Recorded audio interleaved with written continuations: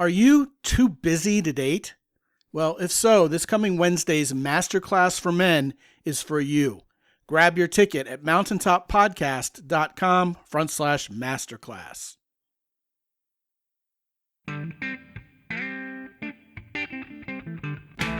Live from the mist-enshrouded mountaintop fortress that is X and Y Communications headquarters, you're listening to the world-famous Mountaintop Podcast. And now, here's your host, Scott McKay.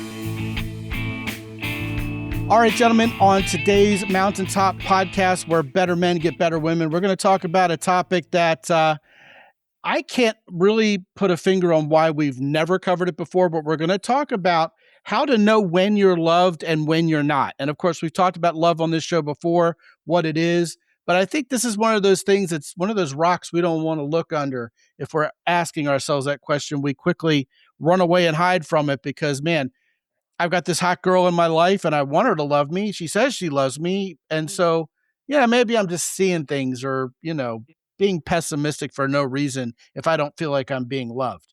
Well, my guest today has written a book called The Right Fight, and he loves to talk about this subject. He may be a sick puppy because I don't know if anybody else loves to talk about it because it's scary. But he indeed loves to talk about fear and how to conquer it also. So I'm certainly looking forward to this conversation. Before we dive into that, I want to remind you that I am Scott McKay. I am your host from X and Y Communications. You can find me all over social media at Scott McKay, with the exception of Instagram, where I'm at Real Scott McKay because I wasn't much of an early adopter there for some reason. And guys, if you're not on the Mountaintop Summit Facebook group, you really should be. It's a great group of guys. It's not like other men's groups out there. We don't sit around and complain to each other. Complaining doesn't get you very far in this life. So it's a good, positive group. We have some fun there too. So go ahead and join the Mountaintop Summit on Facebook. My guest today, first-time guest. He is from Beaumont, Texas. Like I said, he is the author of The Right Fight and founder of an organization called Shield of Strength. Kenny Vaughn, how you doing, man? I'm good, Scott, and I appreciate you being willing to let me come on here and talk about love, because I do. That's all. My poor family, that's all they ever hear. So, well, I mean, if my wife heard about love all the time, I don't know if I would feel sorry for her or bad for her. I think that's a good thing. You have some very interesting thoughts on what love is, and you've spent 20 years wrestling with the questions. So tell us a little bit about that journey, Kenny. well, so I always thought that love was a feeling, and if love was a feeling, I felt like, what control over it did I have? And I didn't. I felt like I didn't have any control over it, but I couldn't. I remember one time I was sitting on a couch before my wife and I got married for marriage counseling, and they told me that love was a decision. And when they said that, I thought that sounds pretty smart. But then I sat there and thought for a second, and like, am I sitting here deciding that I feel what I feel for my about to be wife? And I thought, I'm definitely not making a decision to feel this. Like, there's no question. So then I wrote it off as, that sounded smart, but it really wasn't smart at all. But what I've learned over time is that the feeling, the mistake I was making whenever I said, "Hey, love isn't a decision," because it's certainly a feeling for me. The mistake I was making was I was assuming that the feeling was for no reason. The reality I came to understand later was that the reason I felt love for now my wife of almost 30 years, but my girlfriend at the time, my fiance, the reason I felt love for her was because she was loving me. All right. So in other words, I would say there's 7 things that love is, there's 8 things that love is not. I don't know if I can remember them all off the top of my head, but love is patient. It's kind. It's truthful. It protects others, not itself. It trusts, it hopes, and it perseveres. And if you'd have said, "Who is Tammy?" I would have said, "She's patient, she's kind." To me, she's patient, she's kind, she's truthful, protects. This is who she is to me. What love is not is what I would say fear is. So fear is angry. It's rude. It's envious. It's prideful. It's selfish. It's boastful. It delights in evil. I missed a couple of them there. So here's where I'm going with this. If I'm sitting here saying I love my wife because I have a feeling for her. But the reality is, when I say I love my wife, what I'm really saying is my wife loves me. If I'm talking about the feeling. Because, and if you don't believe that, I'll just tell you, if your wife is the 7 things that love is: patient, kind, truthful, protect, others, trust. If she's those things, you're going to feel love for her. But what would you feel if she became angry, rude, envious, prideful, boastful, selfish? If she becomes those things, and you say, and you fell in love with her, now you would say, I'm falling out of love with her. Or I'm in love with you. I love you. I'm just not in love with you anymore. That's when the feeling has been lost. Yeah, people say that. When someone says that, I always want to ask them, okay, what do you say? You said you love them, but you don't feel love for them. So tell me what you mean by I love you. Well, I don't want anything bad to happen to you. I've made a decision to stand by you. I'll be committed to you, perhaps, or maybe I don't want to be committed to you anymore. And it's the excuse that I've fallen out of love. But the feeling is gone, even though that decision you spoke of may still be there. It's not a visceral feeling. It's not something I'm happy to do anymore. It's not something I even want to do. It's just sort of there. And it feels more like an obligation instead of a privilege nowadays, or a Okay, happy accident. Right. So then the next question would be, why is the feeling gone? No, I think you nailed it. And I want to acknowledge the counterintuitiveness of what you just said. And, you warned me before we hit click on this, hit click record on this, that you would be very counterintuitive. And I was like, bring it. I love it. I love her because she loves me. No, you don't. Well, I mean, isn't that what you just said? I mean, because she shows love towards me, I feel love towards her. Yeah. Did I misunderstand something? I feel love for her because, I'm sorry, I didn't understand what you were saying. Yes, I feel love for her because she's loving me. Not only that, but if we're talking about the feeling of love. Yes. Not the act of love, but the feeling of love. Yes, that feeling is normally mostly because you can love people that you don't even like. Oh, for sure. Yeah. Yeah. But I think we're getting too far down this rabbit hole before we clarify the first part. So let me spit this out and let's see if I'm on the right track here. I also want to acknowledge, second of all, that everything you said is scriptural from a Christian perspective. Basically fear would be the 7 deadly sins, and there Right. you basically quoted a passage of what love is from the Bible. There's also one that, in conversation you and I had before we actually went live here, perfect love casts out all fear, which is also Judeo-Christian scripture. And it's not unusual to hear us talk about fear being the opposite of love around here. And of course, the knee-jerk reaction is the opposite of love has to be hate. But hate is a function of fear. Look at like racism or sexism. If we don't know much about someone who's different than us, then we might not like them. We may not feel comfortable around them because we don't know them very well. We don't understand them. And what that happens is it causes us to dislike them, then hate them. And that's what breeds systemic racism and sexism, et cetera, which is ignorance. So, once we get to know this person, once we get to trust this person, all the envy, the jealousy, that fades, which is part of the fear shade of things, that darker side, and the light of trust and communication and all the things that make love good, patience, kindness with each other, rather than impatience and, fear-based loathing, get driven out. And the more of the fear-based stuff that gets driven out, the more room there is for the love to shine through. Now, I think we've gotten to the point in this culture where people assume a relationship is supposed to be transactional. Why am I marrying you? Well, because you're going to give me money or status or sex or look cute when I take you out places and make me, just be someone to talk to instead of being lonely all the time. You're going to cure me of loneliness. You're going to do things for me. And, people throw the word narcissism around nowadays, but we've lived in a me first epoch in this culture for a few generations now, arguably since the 80s or even the 60s. And it has gotten to the point now, especially with social media and, post COVID, where we were all locked in and really had only ourselves to take care of. We couldn't even socialize with anybody else.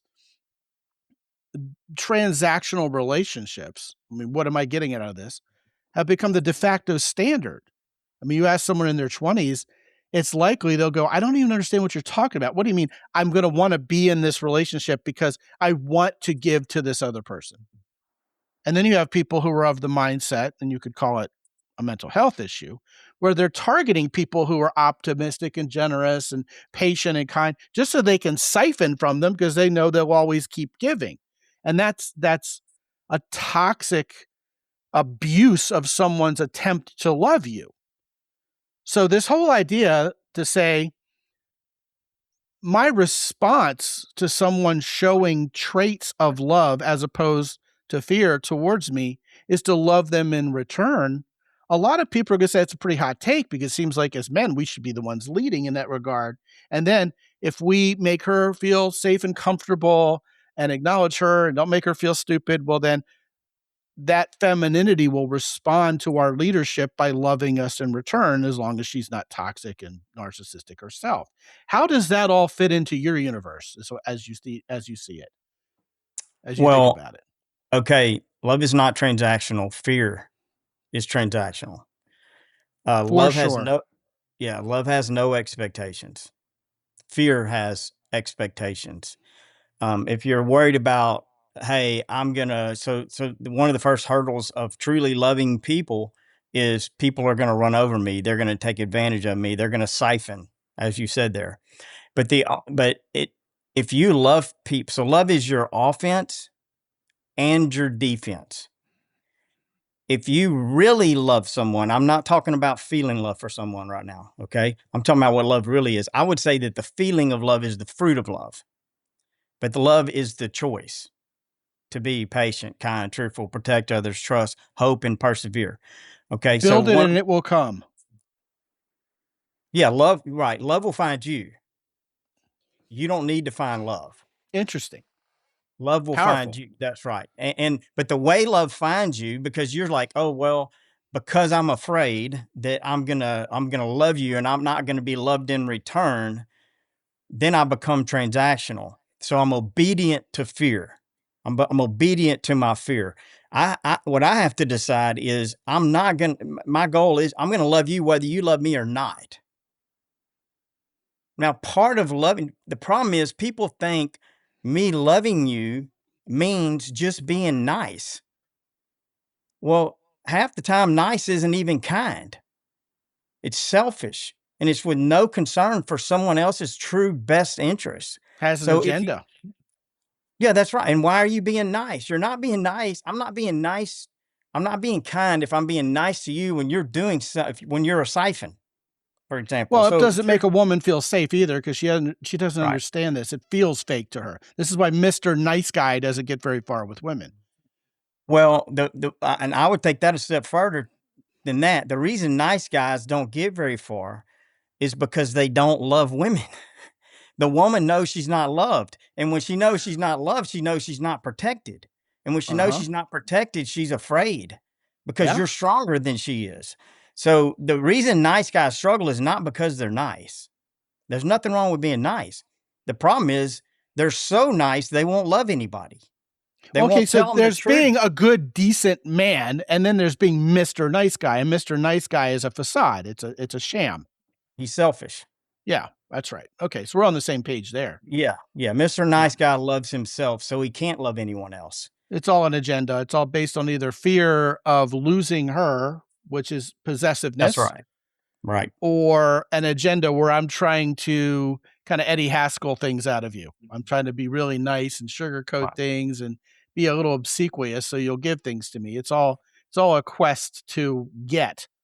And that's right. That obsequious nature of going, oh my goodness, you're so amazing. You're so terrific, is how someone who has an agenda to take from you charms their way into your life.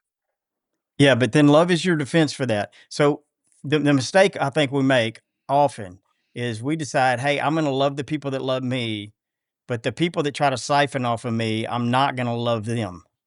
And so what we don't realize we're doing is we're becoming transactional. Like, and we're allowing other people to determine who we love. Like, you're going to determine who I am, essentially. Like, I'm going to be obedient to how I'm treated. How I'm treated will determine how I treat people. We do all of that because we're afraid if we love people that it's fear again, that we're going to be taken advantage of. But what I'm trying to say is that you may get taken advantage of. We all get taken advantage of at times. But if you really love someone who's taking advantage of you, why are you allowing it? And if you're continually allowing it, it's not for their sake, it's for your own sake. You're afraid to lose them. Because if you really love them, you would understand that them taking advantage of you or taking advantage of anyone is not best for them. What's best for them is that they don't take advantage of people. So my problem, if my wife is taking advantage of me, my problem isn't being taken advantage of. My problem is what's going on with my wife? Like, I love my wife too much to pretend like it's okay for her to be taking advantage of anybody. So I'm actually quicker to address selfishness, not slower, because I love people. Does that make sense? Of course it makes sense, and it's very profound. And I think it's, again, a way that used to be more common at looking at the world than it is nowadays in our media-driven culture. This used to be matter-of-fact stuff back in the tribal area because the tribe would fall apart. And if we didn't engage in this, you couldn't be Mr. Nice Guy when we were depending upon each other for survival and we had to lean on each other. So, first of all, there's a couple things you're talking about here.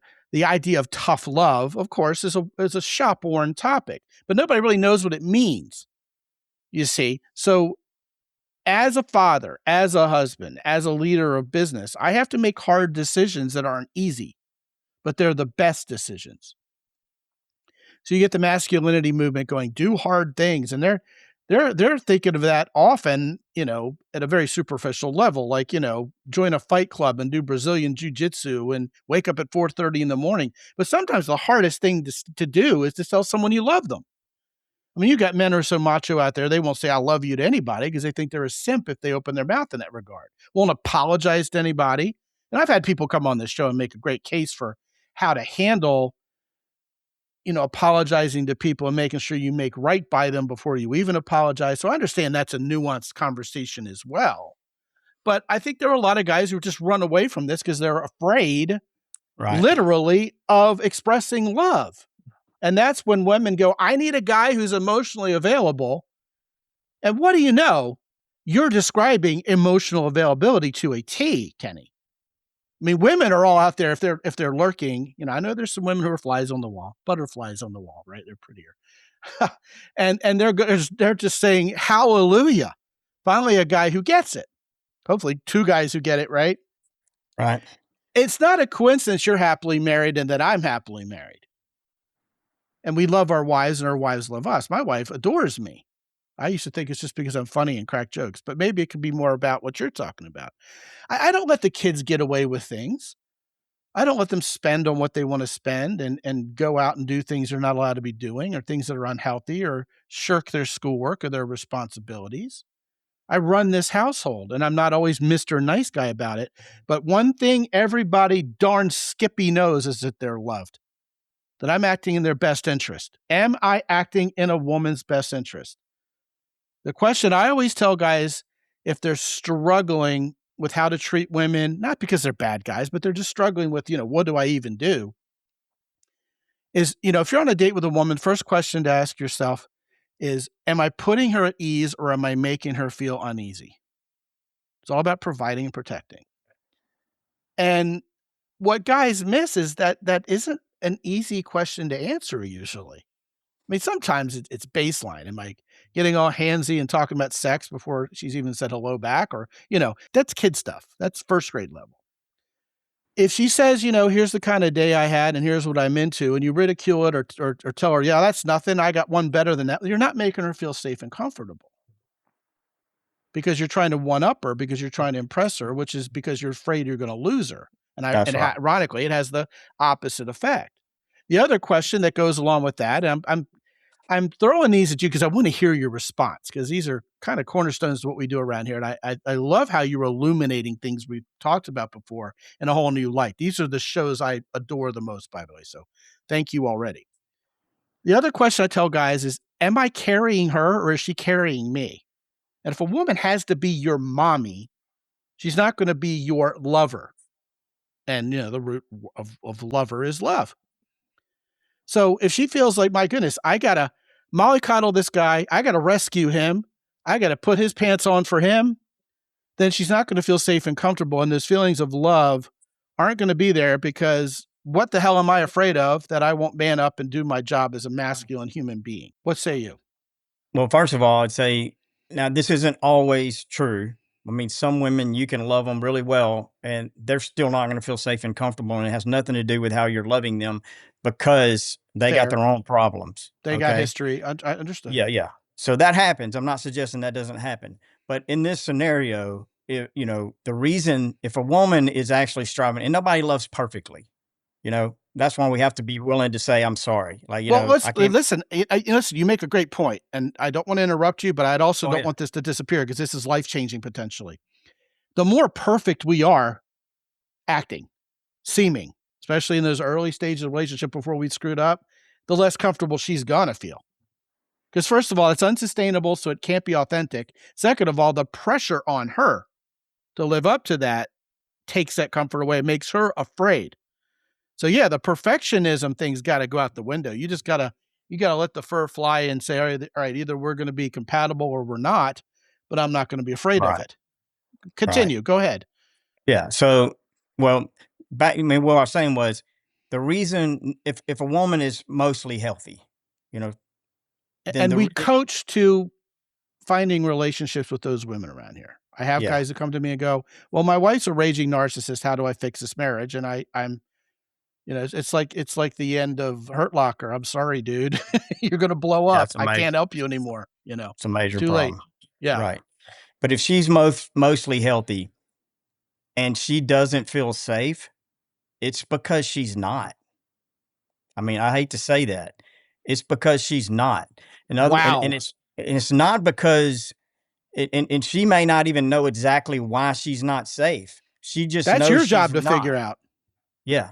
And she just knows that she's not. And I mean, if I was a fly on the wall and I watched, I'd be like, well, there's one thing, there's another thing, there's another thing. But so then you comes down to, I mean, you could get into 1,000 different things that guys do that make a woman realize, I would say, not feel, but a healthy woman realize she's not safe.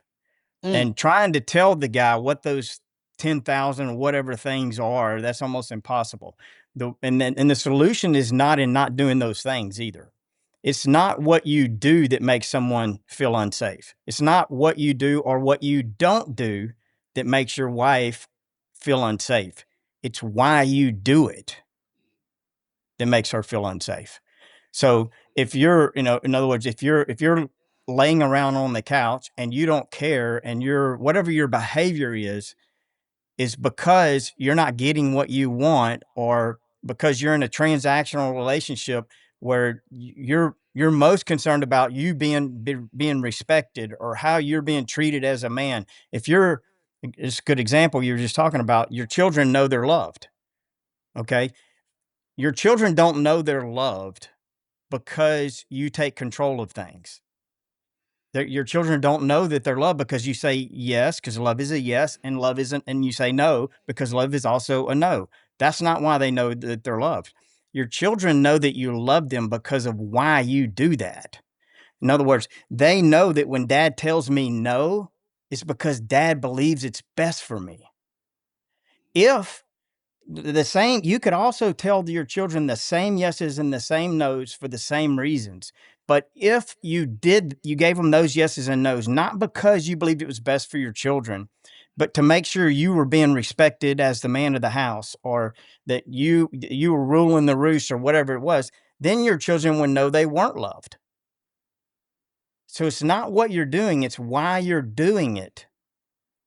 Now, this isn't immediately evident in a relationship. That's why you need love is patient. Okay. That's why you need to be patient and give some things some time.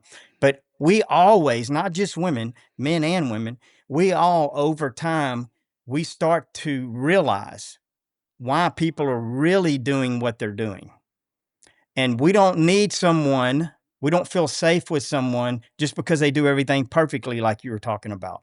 You can do everything perfectly, and I won't feel safe with you at all, because I know you're not doing it for me. You're doing it to be perfect. And if I mess up your perfect, I'm going to pay the piper. Or you can be terrible. I mean, not even great. I mean, I've seen dads that I'm like, there's so much stuff they do that should just land them on CNN. It's like, I can't believe you're getting away with this. But their kids still know they're loved, because the dad's doing it because he believes it's best for the kid. And I'm not saying we should do things that aren't good and all those things, but what really matters, ultimately, what's going to determine whether or not a woman feels safe with you, is why you're doing what you're doing. And to do the right thing for your wife for the right reason, you have to lay down your life. It's just not about you. It really isn't. And so if you want to, and then love becomes your offense. So if you're trying to figure out who loves you, then you need to go, is this what they're doing? Or are they just being perfect to get something from me? And it takes a little time for this to show up. You just got to be patient and wait and see. But while you're waiting, make sure you're loving them, not that you're just there for transactions or whatever. Just simply, you know what? I want what's best for you. I truly want what's best for you, even if it's not me.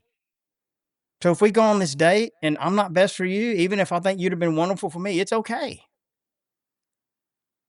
I've told women before, I think there's some other guy's girlfriend, that, there's a guy out there who's going to appreciate you more than me.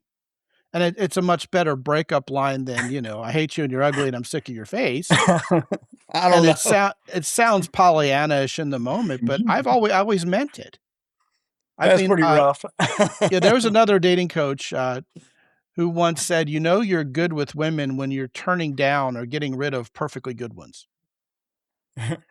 And I've gone out with lots of women who were delightful and wonderful. They just weren't my future.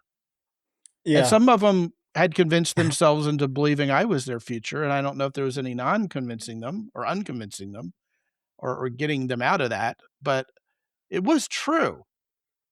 See, when my wife and I met each other, we were looking for each other. And so we both had gone through toxic divorces to mentally ill people who were very selfish, as people with profound mental illness often are.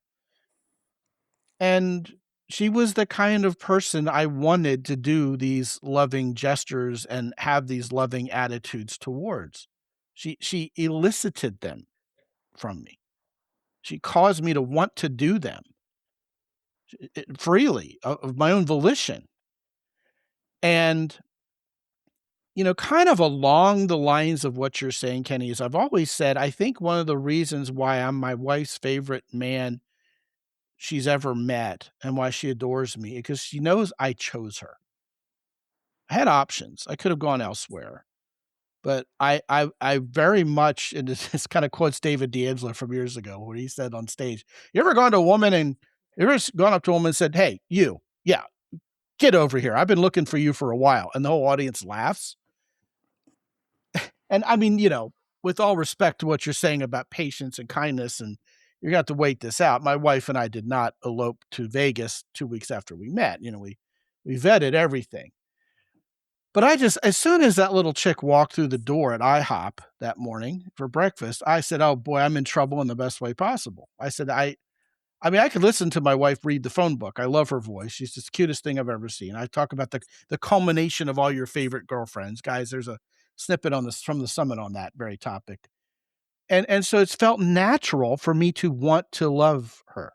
You go listen to some of these R&B songs from like the 60s and 70s, and they're so good, I want to love you and treat you right, because that's how you feel. I mean, that's human, man. And if you don't feel that way towards this stupid bitch or whatever you're thinking in here about her, that's not your destination. That's not your chick. And it may be because she's broken or she has baggage or she's just not your future. But you can't that fear of loss, that fear of being alone, that fear of dying alone, that fear I'm never going to find someone else. If I lose her, I'm going to have to start all over again. That is not love, Bubba. No, that's right. That's right. Yeah. That's self-love is what it is, because Or it's self-loathing even, which is even more just tedious to the other person. right. It's seeking to get my needs met. Yeah. And so the reason your wife, feels safe with you, the reason she adores you, I would argue, is because she feels safe with you. The reason she feels safe with you is because she believes that you will lay down your life for her. And that doesn't, and most guys would say, oh, if somebody tried to hurt my wife, I'd definitely lay my life down to save my wife.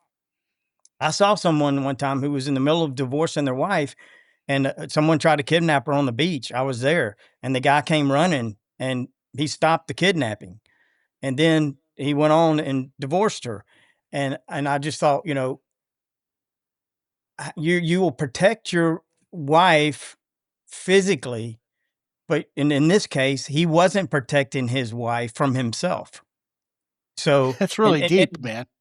yeah. So the reason your wife, most guys would risk their life to physically protect their wife, but in a lifetime, thank God I've never had to do that for my wife. I would, it's almost like I lived for the opportunity, but I don't want it to come. But you know what I'm saying.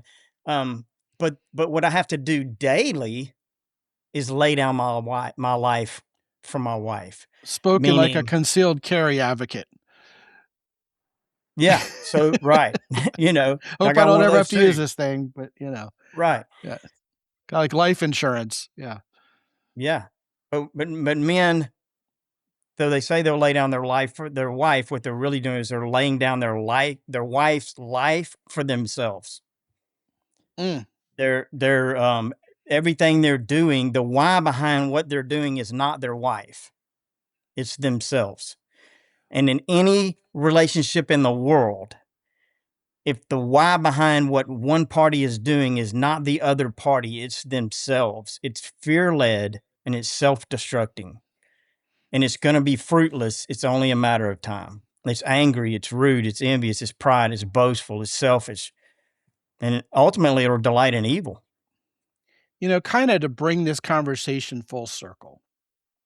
A lot of people want to figure this out before they ever get into the situation where it's relevant. And that's kind of long for, how do I know what love is? How do I know when I'm in love before it's ever happened? And the frustrating part for a lot of guys and a lot of women, people in general, is it's kind of like Harley Davidson.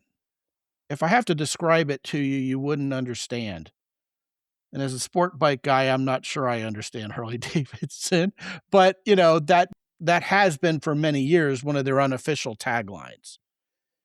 And when you meet someone and you're going to fall in love with them, the feeling, the decision is a no-brainer to watch out for their best interests, because what you feel is not fear, but a desire for their best interest, because their best interest will be what makes you happy.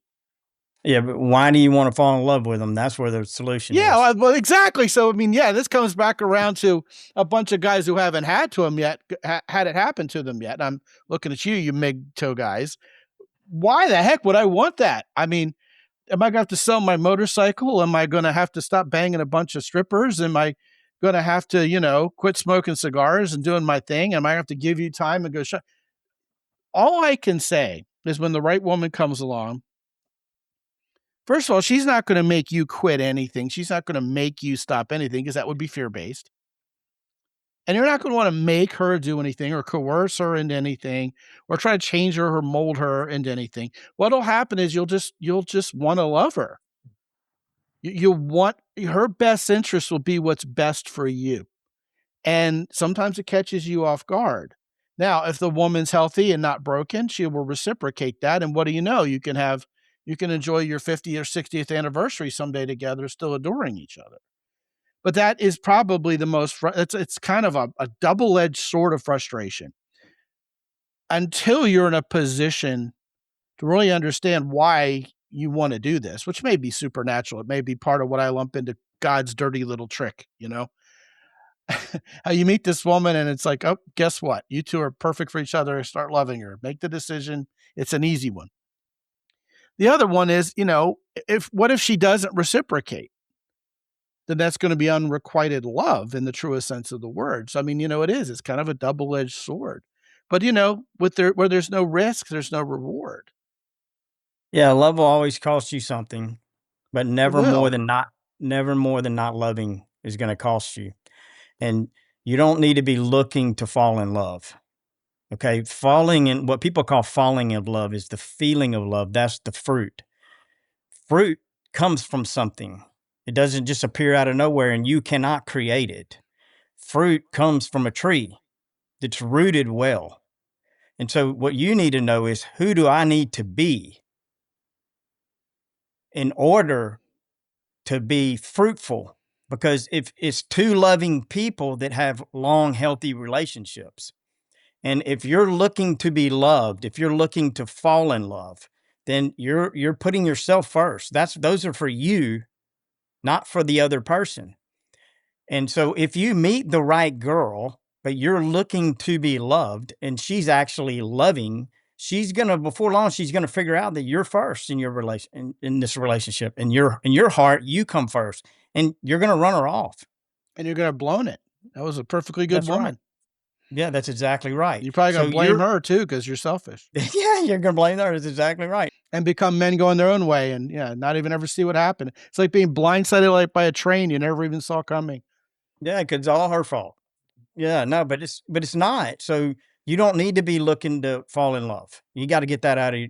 We got to be done with that. You need to be looking to love. This whole idea of being the person who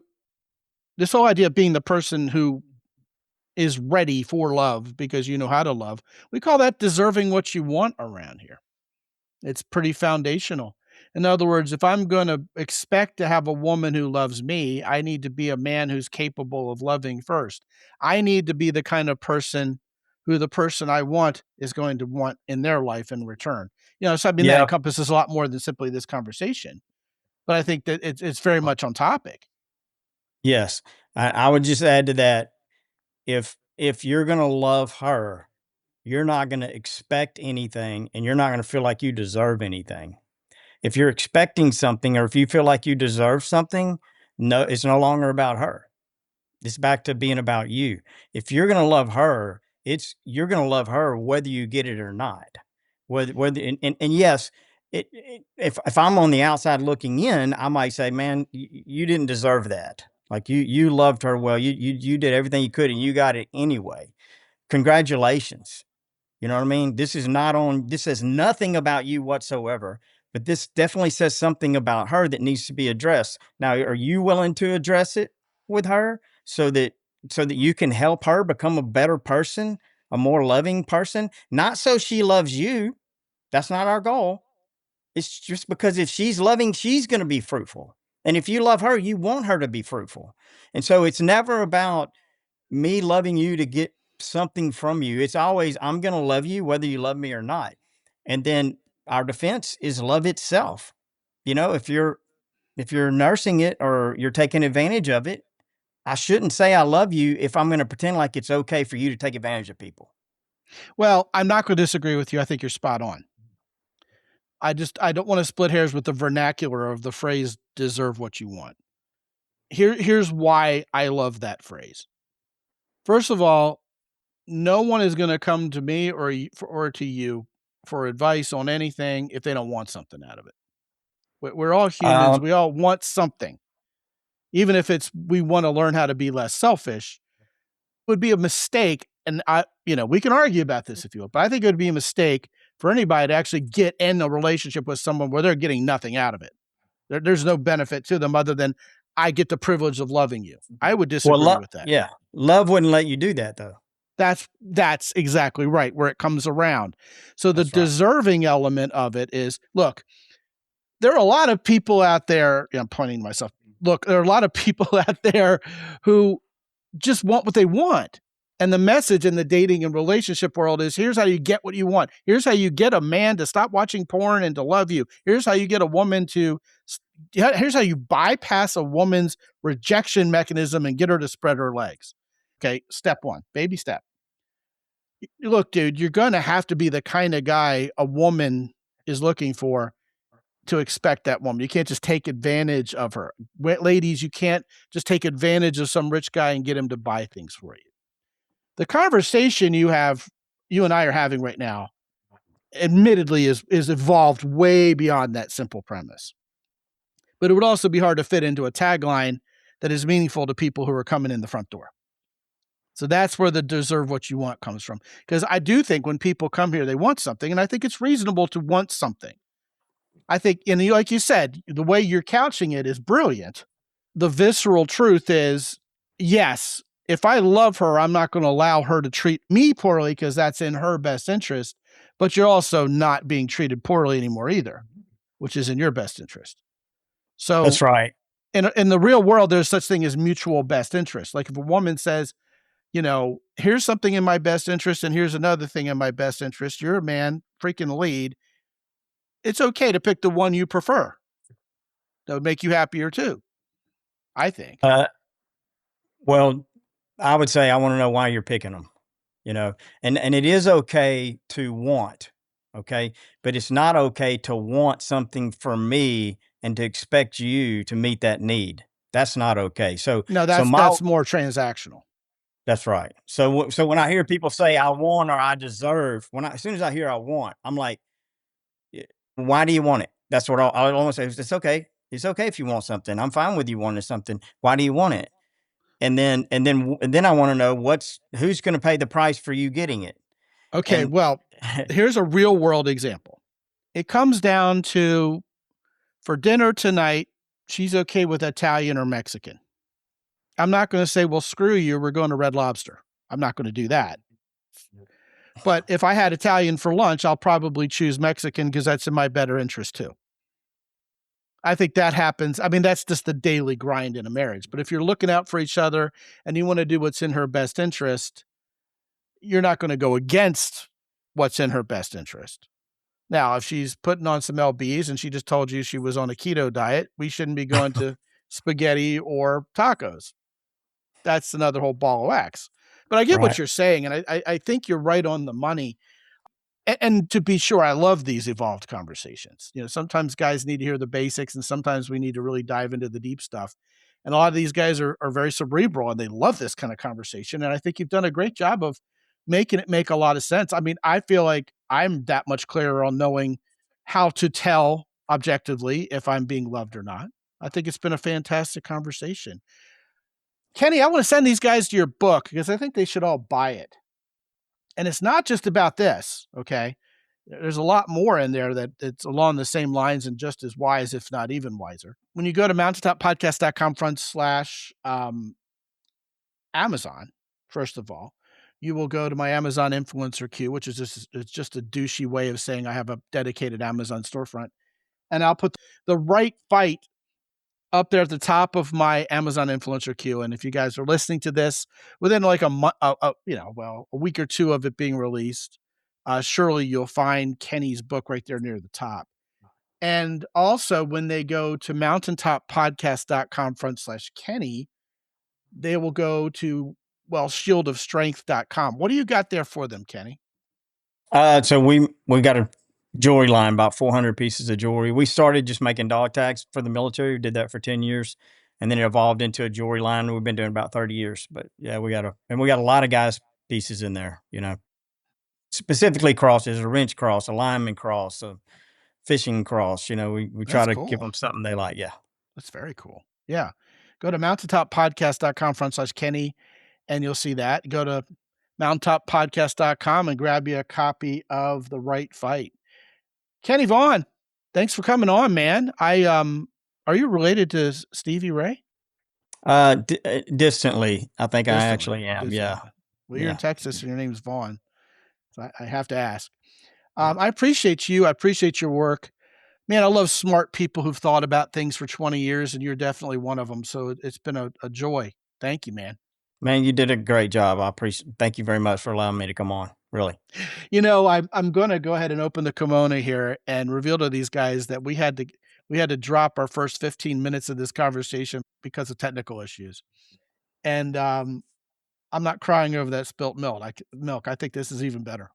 I agree. I think we topped ourselves. Fantastic. Thanks again, man. Hope to have you back on. I would love to be back on. Yeah. So I could talk about it endlessly. Yeah, no kidding. Gentlemen, go to mountaintoppodcast.com, download the free book, Sticking Points Solved. Won't cost you a dime. What I did was I compiled a bunch of letters from you guys and put it in a book. And once you've read the book, man, I think you're going to have basically a little mini encyclopedia of how to handle just about any situation you can happen across with a woman. Sticking Points Solved is there for you free. Some of you guys haven't talked to me for 25 minutes for free yet. Do you feel like you're loved? Are you having trouble wrapping your head around what we talked about today? Are you dating and not feeling a whole lot of love towards the women you're meeting? Let's talk about it. You know, again, that won't cost you a dime. If it makes sense to put a coaching program together, so be it. But you can get on my calendar at mountaintoppodcast.com. And while you're there, visit our sponsors, Jocko Willink's Company Origin in Maine, Hero Soap, and also The Keyport. When you partake of anything from our 3 longtime sponsors, please use the coupon code MOUNTAIN10 to get 10% off. All that is there for you and more at mountaintoppodcast.com. And until I talk to you again real soon, this is Scott McKay from X&Y Communications in San Antonio, Texas. Be good out there.